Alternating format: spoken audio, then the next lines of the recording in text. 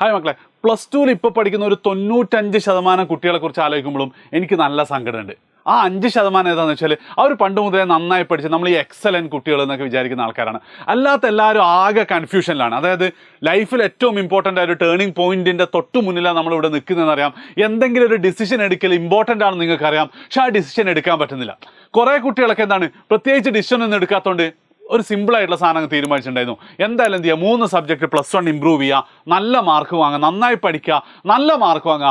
ആ കോൺഫിഡൻസിൽ വേണേൽ നീറ്റിന് റിപ്പീറ്റ് ചെയ്യാം, ജെയ്ക്ക് റിപ്പീറ്റ് ചെയ്യാം, അല്ലെങ്കിൽ CUT പോകാം എന്നുള്ളൊരു ചിന്തയൊക്കെ ഒത്തിരി ആൾക്കാർക്ക് ഉണ്ടായിരുന്നു. പക്ഷേ എന്താണ്, ഇമ്പ്രൂവ്മെൻറ്റ് എക്സാമിൻ്റെ ടൈം ടേബിളും കൂടെ വന്നപ്പോൾ ഇനിയിപ്പോൾ ഇമ്പ്രൂവ് ചെയ്തിട്ട് കാര്യമുണ്ടോ എന്നുള്ള കൺഫ്യൂഷനിലാണ്. ആൻഡ് സത്യം പറയാലോ, നിങ്ങളുടെ സ്ഥാനത്ത് ഞാനാണെങ്കിലും, അതായത് ഒരു എബോവ് ആവറേജ് തൊട്ട് താഴോട്ടേക്കുള്ള ഏതൊരു കുട്ടിയാണെങ്കിലും ഉറപ്പായിട്ട് ഈ കൺഫ്യൂഷൻ ഉണ്ടാവും. ആൻഡ് ഈ ഒരു വീഡിയോ ഞാൻ ചെയ്യുന്നതും ആ ഒരു പോയിന്റിൽ നിന്നാണ് കേട്ടോ. അതായത് ഞാൻ അങ്ങനാണ് ഇപ്പോൾ +2 പഠിക്കുന്നെങ്കിൽ ഞാൻ എന്ത് ഡിസിഷൻ എടുക്കും എന്നുള്ളത് വെച്ചുകൊണ്ടാണ്. ഓക്കെ, കാരണം ഇത് ഭയങ്കര ഇതിന് ശരിക്കും സയൻറ്റിഫിക്കലി ഒരു പേരുണ്ട്, എന്ത്, ഡിസിഷൻ പാരാലിസിസ് എന്നതിന് പറയാം. അതായത് കുറേ ഓപ്ഷൻസ് ഇങ്ങനെ മുന്നിൽ വരുമ്പോൾ പണ്ടാരാണ് കേട്ടോ, ഒന്നും എടുക്കാൻ പോകില്ല എന്നുള്ള രീതിയിൽ, ഒന്നും നടക്കില്ല എന്നുള്ള രീതിയിൽ നമ്മൾ എന്ത് ചെയ്യും, ഒന്നും ചെയ്യാതിരിക്കും. അങ്ങനെ നിങ്ങൾ ആരെങ്കിലുമൊക്കെ കഴിഞ്ഞ ഒരു 3-4 ദിവസമായിട്ട് ഒരു ഫ്ലോയിൽ കയറി വരുമായിരുന്നു, ഇമ്പ്രൂവ്മെൻറ്റ് +2 ടൈം ടേബിൾ വന്നതിന് ശേഷം ഒക്കെ നിന്നിട്ടുണ്ടെങ്കിൽ ജസ്റ്റ് നിങ്ങളൊന്ന് കമൻറ്റ് ചെയ്യണം കേട്ടോ. ആ ഒരു ഡിസിഷൻ പാരാലിസിസ് സത്യമാണെന്ന് നോക്കാമല്ലോ. ഓക്കെ, അപ്പോൾ നമുക്ക് തുടങ്ങാമല്ലേ. ഏറ്റവും ആദ്യത്തെ ചോദ്യം എന്ന് പറയുന്നത്, ഇമ്പ്രൂവ് ചെയ്യണം, ഞാനാണെങ്കിൽ ഇമ്പ്രൂവ് ചെയ്യുമോ എന്നുള്ളതാണ്. എടാ, ഇമ്പ്രൂവ് ചെയ്തിട്ട് എന്തൊക്കെയാണ് കാര്യങ്ങൾ? 2 ഗുണങ്ങളാണുള്ളത്. ഒന്നാമത്തെ ഗുണം എന്ന് പറയുന്നത്, ഉറപ്പായിട്ടും മെയ്യിൽ നിങ്ങളുടെ +2 മാർക്ക് വരും. +2 മാർക്ക് ലിസ്റ്റ് വരുമ്പം നിങ്ങൾക്ക് ഓരോ സബ്ജക്റ്റിലും A+ ഉണ്ടോ എന്ന് തീരുമാനിക്കുന്നത് നിങ്ങളുടെ +1ലെയും +2ടെയും മാർക്ക്. +1ൽ ഓൾറെഡി 80 മാർക്ക് കഴിഞ്ഞിട്ടുണ്ട്. ആ 80 + 120 ഈ +2ലുള്ളത്, ചില സബ്ജക്റ്റിൽ 100 ഉണ്ടെന്ന് തോന്നില്ലേ. അപ്പം ആ 200 മാർക്ക് ഓരോ സബ്ജക്റ്റിലും, ആ 200ൽ നിങ്ങൾക്ക് 90% അഥവാ 180 മാർക്കിൻ്റെ മുകളിൽ കിട്ടുകയാണെങ്കിൽ നിങ്ങൾക്ക് A+ ഉണ്ടാവും. ഓക്കെ, അങ്ങനെ എന്തായാലും നാട്ടുകാരും വീട്ടുകാരും അമ്മാവന്മാരും ഒക്കെ ചോദിക്കും, എടാ +2 മാർക്ക് വന്ന് എങ്ങനെയുണ്ട്, അപ്പോൾ എനിക്ക് ഫുൾ A+ ഉണ്ട് എന്ന് പറയണമെങ്കിൽ എന്ത് ചെയ്യണം, ഈ 200ൽ 180 വേണം. അതിൽ ഉറപ്പായിട്ടും എന്താണ്, +1ലെ മാർക്ക് അതിൽ ഇമ്പോർട്ടൻ്റ് ആണ്. കാരണം 80ൽ നിങ്ങൾക്ക് ഇപ്പോൾ ഉദാഹരണത്തിന് ഒരു 50 മാർക്കേ കിട്ടുള്ളൂ, അപ്പോൾ ഓൾറെഡി 30 പോയി, അപ്പോൾ 180 കിട്ടണേ, അത് ഇമ്പ്രൂവ് ചെയ്താലേ പറ്റുള്ളൂ. അപ്പം അങ്ങനെ ഒരു ഇമോഷണൽ പാർട്ടുണ്ട്. അത് ഇമോഷണൽ പാർട്ട് മാത്രമാണ് ഞാൻ പറയാൻ കാരണം എന്താ വെച്ചാൽ, എനിക്ക് എൻ്റെ +2ൽ ഇംഗ്ലീഷിൽ 2 മാർക്ക് എങ്ങാൻ പോയിട്ടുണ്ട്, ബാക്കി എല്ലാ സബ്ജക്റ്റിലും ഫുള്ളായിരുന്നു എക്സെപ്റ്റ് ബയോളജി. ബയോളജിയിൽ എനിക്ക് ആകെ 74% ഉണ്ടായിരുന്നുള്ളൂ. ബയോളജിയിൽ ആകെ 74% ഉണ്ടായിരുന്നുള്ളൂ. പക്ഷെ അതെന്താണ്, ഞാൻ മനഃപൂർവ്വം പഠിക്കാതിരുന്ന കേട്ടോ. അതായത് നിങ്ങളിവിടെ മനസ്സിലാക്കേണ്ട ഒരു കാര്യം എന്ന് പറയുന്നത്, ഇതൊരു വീരകഥയായിട്ട് നിങ്ങൾ കരുതരുത്, അല്ലെങ്കിൽ ഇതൊരു വീരകഥയാണ്, എല്ലാവരുടെയും കഥയെല്ലാം നിങ്ങൾ കരുതണം. കാരണം എന്താ വെച്ചാൽ, ബയോളജിയിൽ 74%, ബയോളജി ഞാൻ മനഃപൂർവ്വം പഠിക്കാതിരുന്നിട്ട് ബാക്കി സമയത്ത് ഞാൻ വെറുതെ ഇരിക്കുകയല്ല ചെയ്തത്. എനിക്ക് ബാക്കി എല്ലാ സബ്ജക്റ്റിലും ഫുൾ മാർക്ക് ഉണ്ടായിരുന്നു. അതിനേക്കാൾ ഇമ്പോർട്ടൻ്റ് ആയിട്ട് ഫസ്റ്റ് ചാൻസിൽ JEE ക്ലിയർ ചെയ്തിട്ട് കോഴിക്കോട് NITയിൽ കമ്പ്യൂട്ടർ സയൻസ് കിട്ടാൻ വേണ്ടി മാത്രമുള്ള പഠിത്തം ഞാൻ പഠിത്തിട്ടുണ്ട്. ആ പഠിത്തത്തിനിടയ്ക്ക് ബയോളജി ഒരു ബുദ്ധിമുട്ടാവുമെന്ന് കരുതിയിട്ടാണ് ഞാൻ എന്ത് ചെയ്തത്, ആ മാർക്ക് വെച്ചത്. +2 മാർക്ക് വന്നപ്പോൾ കുറേ ആൾക്കാരൊക്കെ ഞെട്ടിയിട്ടുണ്ട്, ബയോളജി എനിക്ക് ഫുൾ A+ ഇല്ല എന്നൊക്കെ പറഞ്ഞപ്പോൾ. സ്കൂളൊക്കെ ടോപ്പറാവെന്ന് വിചാരിച്ചിട്ടുണ്ടായിരുന്നു, പക്ഷെ ഭയങ്കര 5ാമത് 6ാമത് അങ്ങനെ വന്നത്. പക്ഷേ എനിക്കത് പ്രശ്നം ഉണ്ടായിരുന്നില്ല. കാരണം എന്താ, എനിക്കൊരു ഡ്രീം ഉണ്ടായിരുന്നു, എന്താ പറയുക, നല്ലൊരു എഞ്ചിനീയറിംഗ് കോളേജ്. അപ്പം ആ ഒരു രീതിയിലായിരിക്കണം നിങ്ങൾ ഈ ഡിസിഷൻ എടുക്കുക. ഇതൊരു ഇമോഷണൽ ഡിസിഷൻ ആണെങ്കിലും, എനിക്ക് ഫുൾ A+ കിട്ടിയില്ലെങ്കിൽ കുഴപ്പമില്ല നിങ്ങൾ പറയുന്നുണ്ടെങ്കിൽ, you should have A better aim, better dream എന്നുള്ളതാണ് ഒന്നാമത്തെ കാര്യമായിട്ട് എനിക്ക് പറയാനുള്ളത്.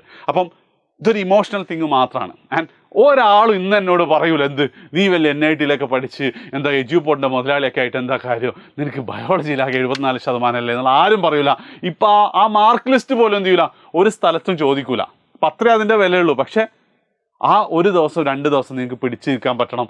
അല്ലെ നിങ്ങളുടെ മനസ്സിൽ നിങ്ങളോട് പറയാൻ പറ്റും, എന്ത്, ഞാൻ മാത്സ് പഠിച്ചുകൊണ്ടാണല്ലോ ബയോളജിയിൽ എനിക്ക് മാർക്ക് കുറഞ്ഞെന്ന് എന്ത് ചെയ്യാൻ പറ്റണം, നിങ്ങൾക്ക് സ്വയം ബോധ്യപ്പെടുത്താൻ പറ്റുകയാണെങ്കിൽ വലിയ കാര്യമൊന്നുമില്ല ഫസ്റ്റ് പോയിന്റിന്. പക്ഷെ രണ്ടാമത്തെ പോയിന്റ് വളരെ ഇമ്പോർട്ടൻ്റ് ആണ്. നമുക്കൊരു ഡിഗ്രി സീറ്റ്, കേരളത്തിലൊരു ആർട്സ് ആൻഡ് സയൻസ് കോളേജിൽ ഒരു ഡിഗ്രി സീറ്റ്, അൾട്ടിമേറ്റ്ലി എന്താണ്, എല്ലാവരും കറങ്ങി തിരിച്ച് അവിടെ തന്നെ എത്തുക. നിങ്ങളൊരു 50% ആൾക്കാരും മിക്കവാറും അതിൽ തന്നെ എത്തുക. നിങ്ങൾ CUETക്ക് സീരിയസ്ലി പ്രിപ്പയർ ചെയ്യില്ല. കാരണം ഇപ്പം നിങ്ങൾക്കറിയാം, നീറ്റിനൊക്കെ ഒരുപാട് ആൾക്കാർ റിപ്പീറ്റ് ചെയ്യാൻ പോകും. റിപ്പീറ്റ് ചെയ്താലും എന്താ, 2000 ആൾക്കാർക്ക് ഒരു വർഷം കിട്ടുള്ളൂ. ആ 2000ൻ്റെ അപ്പുറമുള്ള ആൾക്കാർ, കുറച്ച് ആൾക്കാർ എഞ്ചിനീയറിങ്ങിന് പോകും, ബാക്കി മിക്കവാറും ആൾക്കാർ എന്തായിരിക്കും, കേരളത്തിലൊരു ഡിഗ്രി കോളേജിലേക്ക് പോകും. അതുകൊണ്ടാണ് കറങ്ങി തിരിച്ച് നിങ്ങൾ എല്ലാവരും എന്ത് ചെയ്യും, അവിടെ തന്നെ എത്താനുള്ള ചാൻസ് ഉണ്ട്. അപ്പം അങ്ങനെ ഒരു ചോയ്സ് നിങ്ങൾക്ക് മിസ്സാണെങ്കിൽ, അവിടെ ഓരോ സബ്ജക്റ്റിൻ്റെയും മാർക്കിൽ എന്ത് വരുന്നുണ്ട്, നിങ്ങളുടെ ഈ മൊത്തം 200ൽ നിങ്ങൾക്ക് എത്ര മാർക്കാണെന്നാണ് എന്ത് ചെയ്യുക, മോസ്റ്റ്ലി നോക്കുക. അപ്പോൾ അവിടെയും +1 മാർക്ക് നിൽക്കുന്നുണ്ട്. അപ്പം ഇവിടെ അത് ഭയങ്കര ഒരു ഡിസിഷനാണ്. അതായത് ഞാൻ ഇമ്പ്രൂവ്മെൻറ്റിന് പഠിക്കുന്നില്ല, എനിക്ക് കേരളത്തിൽ എന്ത് ചെയ്യണ്ട, പഠിക്കണ്ട, ഈ ആർട്സ് ആൻഡ് സയൻസ് കോളേജിൽ അല്ലെങ്കിൽ ഞാൻ CUT എന്തായാലും നേടും എന്ന് നിങ്ങൾക്ക് തോന്നുകയാണെങ്കിൽ നിങ്ങൾക്ക് എന്തില്ല, അത് വലിയ പ്രശ്നമില്ല. അപ്പം ശരിക്കല്ല സാറേ, ഈ ഇമ്പ്രൂവ്മെൻറ്റിന് പഠിച്ചാൽ എന്താ കുഴപ്പമെന്ന് പറഞ്ഞാൽ കുറച്ചധികം പ്രശ്നങ്ങളുണ്ട്. ഒന്നാമത്തെ കാര്യം, സംഭവം നിങ്ങളുടെ നീറ്റും JEE ഒക്കെ ഇതിനേക്കാൾ കട്ടയാണ്. ഇപ്പം നീറ്റ് നിങ്ങൾ നോക്കിക്കോ, അത് +1 +2 പഠിച്ച 3 സബ്ജക്റ്റാണ് ഒരൊറ്റ ദിവസം ചോദിക്കുന്നത്. അപ്പോൾ ഇമ്പ്രൂവ്മെൻറ്റും ഒക്കെ ആണെങ്കിൽ ഒന്നുമില്ല, വേറെ ദിവസം ഓരോ സബ്ജക്റ്റല്ലേ വെച്ച്. ഇപ്പം ആ ടൈം ടേബിളിൽ പ്രശ്നം ഉണ്ടെന്ന് വെച്ചാൽ പ്രശ്നമുണ്ട്, പക്ഷെ അത് മാറ്റുമെന്ന് ചോദിച്ചാൽ മാറ്റുമൊന്നുമില്ല. കാരണം എന്താ, അതിന് മാത്രമുള്ള പ്രശ്നമൊന്നുമില്ല, അങ്ങനെ പഠിച്ചാൽ മതി എന്ന് പറയാം. അപ്പം പലപ്പോഴും നിങ്ങൾ ഇനി അങ്ങോട്ട് വരുമ്പോൾ എല്ലാം അടുത്തടുത്ത ദിവസങ്ങളൊക്കെ പരീക്ഷയൊക്കെ ഉണ്ടാവും നിങ്ങൾ ഡിഗ്രിക്കൊക്കെ പഠിക്കുന്ന സമയത്ത്. അപ്പോൾ അത് മാറ്റില്ല. പക്ഷേ അതിൻ്റെ ഒരു പ്രോബ്ലം എന്താണെന്ന് വെച്ച് കഴിഞ്ഞാൽ, ഇപ്പോൾ ഒരു ഉദാഹരണത്തിന് നിങ്ങൾ ഫിസിക്സ് നിങ്ങൾ +1 ഇമ്പ്രൂവ് ചെയ്യുന്നുണ്ട്, അതിൻ്റെ തൊട്ട് പിറ്റേ തന്നെ ആയിരിക്കും ചിലപ്പോൾ എന്തുണ്ടാവുക, +2 മാർക്ക് മാത്സ് എക്സാം ഉണ്ടാവുക. അപ്പം ഫിസിക്സിൽ നിങ്ങൾ ഇമ്പ്രൂവ് ചെയ്ത് നിങ്ങൾക്ക് എന്താണ് 80 ഒരു 60 മാർക്കാണ്. ആ 60 നിങ്ങൾ ഇമ്പ്രൂവ് ചെയ്ത് നിങ്ങൾക്ക് 65 എത്തിച്ചെന്ന് കരുതിക്കോ, നന്നായിട്ട് നിങ്ങൾ പഠിച്ചു, അല്ലെ 70 എത്തിച്ചെന്ന് കരുതിക്കോ. ആ 70 കാരണം നിങ്ങൾക്ക് +2 മാർക്ക് 120 എന്ത് ചെയ്യാണ്, 110 ആവുകയാണെങ്കിൽ അൾട്ടിമേറ്റ്ലി വലിയ കാര്യമൊന്നുമില്ല. അൾട്ടിമേറ്റ്ലി എന്താണ്, വലിയ കാര്യമൊന്നുമില്ല. ഞാനത് കാര്യമായിട്ട് ഭയക്കുന്നുണ്ട്. കാരണം മറ്റൊന്നും കൊണ്ടല്ല, നിങ്ങൾ എന്തെങ്കിലും ഈ അടുപ്പിച്ച് വലിയ എക്സാംസ് എഴുതിയിട്ടുള്ള ശീലമൊന്നും നിങ്ങൾക്കില്ല. അത് പറഞ്ഞു വന്നത്, +1 മാർക്ക് നിങ്ങൾ കൂട്ടാൻ നോക്കിയിട്ട് അവിടെ +2 മാർക്ക് കുറയുമെന്ന് നിങ്ങൾക്ക് തോന്നുകയാണെങ്കിൽ പ്രശ്നമാണ്. പ്രത്യേകിച്ച് ചില കുട്ടികളൊക്കെ എന്താണ്, ഇപ്പം 80 78 കിട്ടിയതൊക്കെ ഫുൾ മാർക്ക് അടിക്കാൻ വേണ്ടിയിട്ടൊക്കെ നോക്കും. അപ്പം ആ 80 നിങ്ങൾക്ക് +1 കിട്ടണമെങ്കിൽ നിങ്ങൾ അത്രക്കും നന്നായി പഠിക്കണ്ടേ, +1 ഫുള്ള് നിങ്ങൾ പഠിക്കണ്ടേ. അപ്പം ആ അവസാനം നിങ്ങൾക്ക് കിട്ടിയ 2 മാർക്ക് കൂടുമ്പോൾ പിറ്റേന്നത്തെ എക്സാമിന് എന്തായിരിക്കും, ചിലപ്പോൾ 5 മാർക്ക് പോയിട്ടുണ്ടാവും. ആ ഒരു റിസ്ക് വെച്ച് നോക്കുമ്പോൾ അതിനേക്കാൾ എളുപ്പമാണ് ഇങ്ങനൊരു ഡിസിഷൻ എടുക്കാതിരിക്കുക. പക്ഷെ അങ്ങനെയാണെങ്കിൽ ഉറപ്പായിട്ട് എന്ത് ചെയ്യണം, നിങ്ങൾ ബാക്കിയുള്ള ചോയ്സിൽ ഒന്ന് ഈ ഒരു നിമിഷം തീരുമാനിക്കണം. അതാണ് അടുത്ത പാർട്ട്. ഇമ്പ്രൂവ്മെൻറ്റിൻ്റെ കേസിൽ ചിലപ്പം കുറച്ച് ക്ലാരിറ്റി കുറവൊക്കെ ഉണ്ടാവായിരിക്കും. നിങ്ങൾക്ക് ഇനിയും സംശയങ്ങളുണ്ട്, നിങ്ങൾക്ക് ഉറപ്പായിട്ട് കമൻറ്റ് ചെയ്യാം. അടുത്ത വീഡിയോയിൽ ഞാൻ എന്തായാലും പറഞ്ഞത്, കാരണം അടുത്തൊരു 1-2 ആഴ്ച എന്താണ് നിങ്ങളുടെ കൂടെ ഞാനുണ്ടാവും ആ ഒരു ഡിസിഷൻ എടുക്കാൻ വേണ്ടി. അപ്പം അങ്ങനെ നിങ്ങൾ എന്താണ് ഇമ്പ്രൂവ്മെൻറ്റ് ചെയ്യാൻ തീരുമാനിക്കണം. വേറൊന്നും നിങ്ങൾ ചെയ്യരുത്. നിങ്ങൾക്ക് സമയമുണ്ട്, നിങ്ങൾക്ക് പഠിക്കാൻ പറ്റും. അടുത്തടുത്ത എക്സാം എന്നൊരു വിഷയമല്ല, നീറ്റും JEE ഒക്കെ എഴുതേണ്ട ആൾക്കാരാണ് നിങ്ങൾ ഇന്നു മുതൽ എന്ത് ചെയ്യുക, +1 +2 പാരലലി നിങ്ങൾ നോക്കുകയാണെങ്കിൽ വേണമെങ്കിൽ എന്ത് ചെയ്യുക, ഞാനത് വേറെ തന്നെ ഒരു വീഡിയോയിൽ ചെയ്ത്, അങ്ങനെ വീഡിയോ ആവശ്യം നിങ്ങൾക്ക് പറയട്ടോ. അതായത് വേറെ ഒന്നും നിങ്ങൾ നോക്കണ്ട, ഇമ്പ്രൂവ് ചെയ്യുക, +2 പഠിക്കുക, നല്ല മാർക്ക് കിട്ടുകയാണെങ്കിൽ ഇതിൽ ഏത് ചോയ്സ് എടുത്താലും നിങ്ങളെ കൊണ്ട് കിട്ടും. കാരണം നിങ്ങൾ പ്രൂവണാണ് എന്ത്, ഓൾമോസ്റ്റ് 9 സബ്ജക്ട്സ് 4-5 മാസം കൊണ്ട് നിങ്ങൾ പഠിച്ചു തീർക്കാം. ക്ലിയർ. ഇനി ഇമ്പ്രൂവ്മെൻറ്റ് ചെയ്യുന്നില്ല എന്നാണ് നിങ്ങൾ തീരുമാനിച്ചത്, നിങ്ങൾക്കൊന്ന് കമൻറ്റ് ചെയ്യട്ടെ ചെയ്യുന്നുണ്ടോ ഇല്ലയോ എന്നുള്ളത്. ചെയ്യുന്നില്ല തീരുമാനിച്ചെങ്കിൽ നിങ്ങൾ ഇപ്പം തൽക്കാലം എന്തിനും ഇതിലേതെങ്കിലും ഒരു ഓപ്ഷൻ നിങ്ങൾ എടുക്കണം. ഇതല്ലാത്ത വേറെ ഏതെങ്കിലും ഓപ്ഷൻ എന്നൊക്കെ പറഞ്ഞാൽ അത്ര ഇമ്പോർട്ടൻ്റ്, അത്ര ഭയങ്കര സംഭവമല്ല. നിങ്ങൾക്ക് എന്തെങ്കിലും ഉണ്ടെങ്കിൽ കമൻറ്റ് ചെയ്യാവുന്നതാണ്. അത് ഇമ്പ്രൂവ്മെൻറ്റ് നമ്മൾ എഴുതുന്നില്ല, അങ്ങനെയാണെങ്കിൽ ഒന്നുകിൽ എന്ത് ചെയ്യണം, ഞാൻ ഇനി കീമിന് വേണ്ടി പഠിക്കും, അല്ലെങ്കിൽ ഞാൻ നീറ്റ് നോക്കും. നീറ്റ് കിട്ടുമോ ഇല്ലയോ എന്നുള്ളതൊക്കെ സെക്കൻഡ് കേട്ടോ. അതായത് ഇനി അങ്ങോട്ട് കുറേ നീറ്റ് നോക്കി കുറേ ചാപ്റ്റേഴ്സ് നിങ്ങൾ പഠിച്ചു കഴിഞ്ഞാൽ നിങ്ങൾ റിപ്പീറ്റ് ചെയ്യാൻ പോയി കഴിഞ്ഞാൽ ആ ചാപ്റ്റർ വരുമ്പോൾ നിങ്ങൾക്ക് ഭയങ്കര ആശ്വാസം ഉണ്ടാവും. ഞാൻ പഠിച്ച ചാപ്റ്ററാണ്, വേഗം പോകാൻ പറ്റും. കാരണം പല പോർഷൻസും പെൻഡിങ്ങിലൊക്കെ നിങ്ങൾക്ക് ടാലി ആക്കാൻ പറ്റുന്ന ഈ ഒരു സമയത്താണ്. അല്ലെങ്കിൽ എന്താണ്, CUETക്ക് ഞാൻ നോക്കും. ഇപ്പം എഡ്യൂപോർട്ടിന് എനിക്ക് തോന്നുന്നത് കീമിനും CUETക്കും JEEക്കും എന്തുണ്ട്, നമ്മൾ ഈ ഒരാഴ്ച ബാച്ചുകൾ തുടങ്ങുന്നുണ്ട്. അപ്പം ആ ബാച്ചിൽ നിങ്ങൾക്ക് തുടങ്ങിയിട്ട് അതിൽ സീരിയസ് ആയി പഠിച്ചു കഴിഞ്ഞാൽ ഉറപ്പായിട്ട് കീം എഴുതി നല്ലൊരു ഗവൺമെൻറ് എഞ്ചിന് ഫ്രീ ആയിട്ട് നിങ്ങൾക്ക് പഠിക്കാൻ പറ്റും. CUET എഴുതിയിട്ട് നല്ലൊരു സെൻട്രൽ യൂണിവേഴ്സിറ്റി നല്ല കോഴ്സിലേക്കും നിങ്ങൾക്ക് ഉറപ്പായിട്ടും നിങ്ങൾ പഠിക്കുകയാണെങ്കിൽ. JEEയുടെ കേസ് അറിയാലോ, ഇത് ചിലപ്പോൾ ലേറ്റ് ആയിരിക്കും, പക്ഷേ അൾട്ടിമേറ്റ്ലി അടുത്ത വർഷം JEEക്ക് റിപ്പീറ്റ് ചെയ്യണോ വേണ്ടിയോ എന്നുള്ളത് ചിലപ്പോൾ നിങ്ങൾക്ക് തീരുമാനിക്കാൻ പറ്റും. എന്ന് മാത്രമല്ല, ഒരു 90% മുകളിൽ നിങ്ങൾ കിട്ടിയെന്ന് വെച്ചോ, ചിലപ്പോൾ ഇവിടെ ക്യാമ്പസിലൊന്നും കിട്ടില്ല, പക്ഷേ റിപ്പീറ്റ് ചിലപ്പോൾ നിങ്ങൾക്ക് ഫ്രീ ആയിട്ട് പഠിക്കാൻ പറ്റും. അപ്പോൾ ആ ഒരു ലെവലിൽ എഫേർട്ട് ഇനി അങ്ങോട്ട് നിങ്ങൾ എടുത്തു കഴിഞ്ഞാൽ ഇറ്റ്സ് ഗുഡ്. അപ്പോൾ ഈ ബാച്ചിനെ കുറിച്ച് അറിയണമെങ്കിൽ ജസ്റ്റ് താഴത്തെ ഫോം ഫില്ല് ചെയ്താൽ മതി. അതേപോലെ തന്നെ പാരാമെഡിക്കലിൻ്റെ കേസ് എടുത്തോ. പാരാമെഡിക്കലിൻ്റെ കേസിൽ +2 മാർക്കാണ് ഏറ്റവും ഇമ്പോർട്ടൻറ്റ്. +2 നല്ല മാർക്കാണ്, 98%, 99% കിട്ടിയാലേ ഗവൺമെൻറ് കോളേജിൽ നഴ്സിങ്ങിനൊക്കെ കിട്ടുള്ളൂ.